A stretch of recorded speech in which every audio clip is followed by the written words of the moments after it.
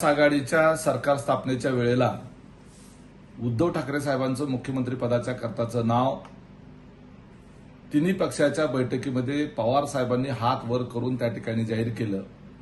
त्यावेळेला असं सांगितलं पवार साहेबांच्या वतीनं की उद्धव ठाकरेंचा स्वतः मुख्यमंत्री पदाला विरोध होता किंवा स्वतःकडे मुख्यमंत्रीपद घ्यायला विरोध होता। आता संजय राऊत असं सांगतायत की एकनाथ शिंदे यांच्या मुख्यमंत्री पदाच्या नावाच्या करता सुनीलजी तटकरे साहेब, दिलीपराव वळसे पाटील साहेब, अजितदादा यांचा विरोध होता म्हणून एका अर्थानं नाईलाजानं उद्धव साहेब ठाकरे यांना मुख्यमंत्रीपद स्वीकारावं लागलं। हे धातांत खोटी माहिती देत आहेत। वास्तविक त्यावेळेची माहिती आणि त्या सगळ्या परिस्थितीचा आम्ही सगळेजण त्यावेळेला साक्षीदार आहोत।